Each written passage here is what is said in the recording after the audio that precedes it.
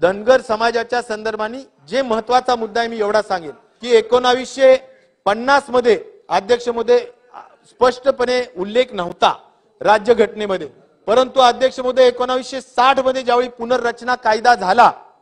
अध्यक्ष महोदय, त्या पुनर्रचना कायद्यामध्ये अध्यक्ष महोदय एससी आणि एसटीच्या संदर्भातल्या ज्या काही जाती आणि पोटजाती लिहिल्या गेल्या त्यामध्ये महाराष्ट्रामध्ये ज्या पोटजाती लिहिल्या गेल्या अध्यक्ष महोदय त्यामध्ये एसटी मध्ये क्रमांक 36 मध्ये ओरान आणि धनगड ही उल्लेख आहे। आता अध्यक्ष महोदय मी एवढंच सांगू इच्छितो की धनगड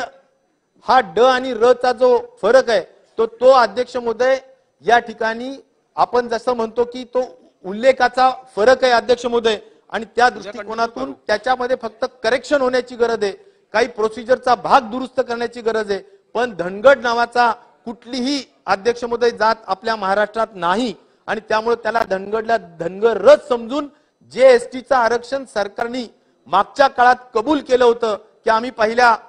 कॅबिनेटमध्ये देऊ, तर ते फक्त राजकारणापुरतं नसावं अध्यक्ष महोदय, ते अस्तित्वात आणावं अशी अपेक्षा या निमित्ताने करतो अध्यक्ष महोदय। आणि खऱ्या अर्थाने मला या ठिकाणी सांगायचंय की यासाठी घटना दुरुस्तीची गरज नाही,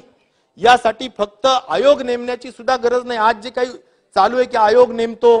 किंवा काही अजून करतो अध्यक्ष महोदय, याची गरज नाही। यामध्ये फक्त प्रोसिजरचा भाग आहे अध्यक्ष महोदय, आणि ती प्रोसिजरचा भाग म्हणजे एवढाच की अध्यक्ष महोदय केंद्राचे जे काही मंत्री आहेत आदिवासी मंत्री, त्यांनी त्यावेळीचे खासदार सुप्रियाताई सुळे यांच्या एका प्रश्नाला उत्तर देताना असं सांगितलं अध्यक्ष महोदय की राज्य शासनाने अध्यक्ष महोदय त्या ठिकाणी जर शिफारस पाठवली तर आम्ही योग्य तो त्या ठिकाणी बदल करू, तर राज्य शासनाने अद्याप शिफारस पाठवली नाही आणि त्यामुळे अध्यक्ष महोदय हा बदल होत नाही। त्यामुळे शिफारसीच्या दृष्टिकोनातून राज्य शासनाची शिफारस रजिस्टर जनरल ऑफ इंडिया यांच्याकडे पाठवणं, त्यानंतर सेंट्रल बॅकवर्ड कमिशननी त्याच्या बाबतीत विचार करणं आणि सेंट्रल कॅबिनेटनी या संदर्भातला निर्णय घेणं, हा निर्णय अध्यक्ष महोदय